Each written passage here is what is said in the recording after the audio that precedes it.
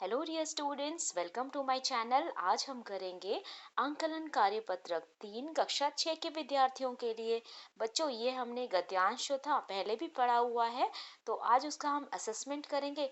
तो अगर आपने इस पुरानी आपने जो वर्कशीट की थी, अगर आपने उसको ध्यान से किया होगा तो आपको सारे आंसर्स वैसे ही याद हो जाएंगे, है ना। तो देखते हैं, सबसे पहले हम पढ़ लेते हैं गद्यांश को और उसके बाद हम करेंगे क्वेश्चंस के आंसर। ठीक है।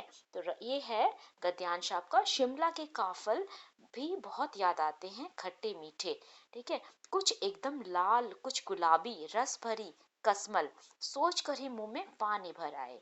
चेस्टनट एक और गजब की चीज, आग पर भुने जाने और फिर छिलके उतार कर मुंह में।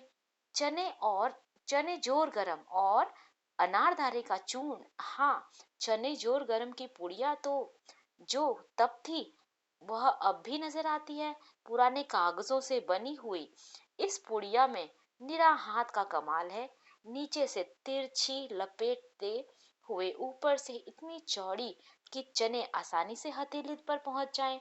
कुछ बच्चे पुड़िया पर तेज मसाला बुरकवाते पूजा गिरिजा मैदान घूमने तक पूरा गिरजा मैदान घूमने तक यह पुड़िया चलती।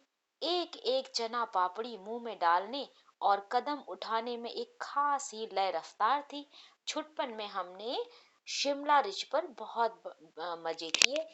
घोड़ों पर क्या किया, सवारी की, घोड़े की सवारी की थी, की है। शिमला के हर बच्चे को कभी न कभी यह भी मौका मिल जाता था। हम जाने क्यों घोड़ों को कुछ कमतर करके समझते, उन पर हंसते। ननिहाल के घोड़े खूब हृष्ट-पुष्ट और खूबसूरत, उनकी बात ही फिर कुछ और, है ना।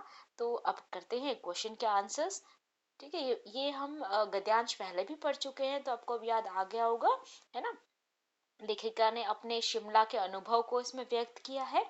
ठीक है। तो पहला क्वेश्चन है आपका, लेखिका ने शिमला रिज पर कब मजे किए थे। ठीक है। तो लेखिका ने शिमला रिज पर छुटपन में मजे किए थे।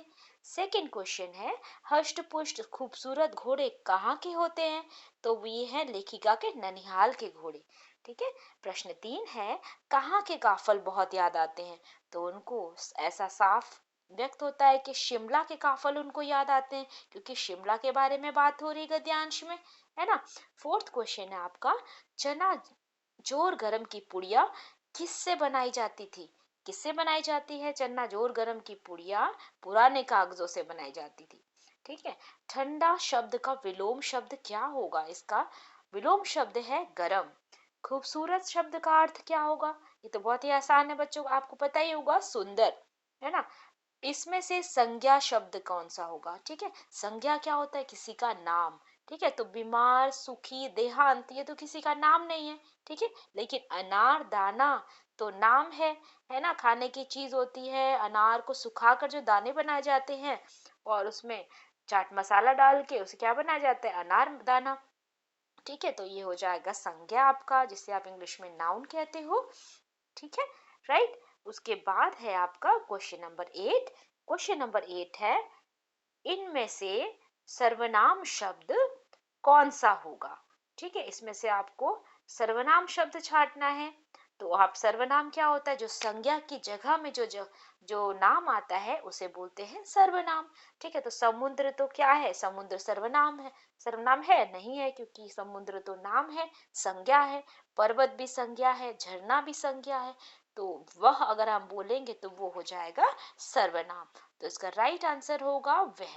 ठीक है। नाइन्थ क्वेश्चन है, इन शब्दों में से तत्सम शब्द चुनकर लिखिए। अब तत्सम शब्द कौन से होते हैं बच्चों, जिन शब्द को संस्कृत से ज्यों का त्यों लिया जाता है हिंदी भाषा में, उसे बोलते हैं तत्सम शब्द।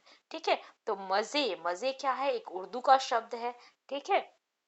कमतर, मौका, ठीक है, ये सारे क्या है, हिंदी के शब्द हैं। ये पुष्ट जो है ये है आपका तत्सम शब्द। ठीक है, समझ गए बच्चों।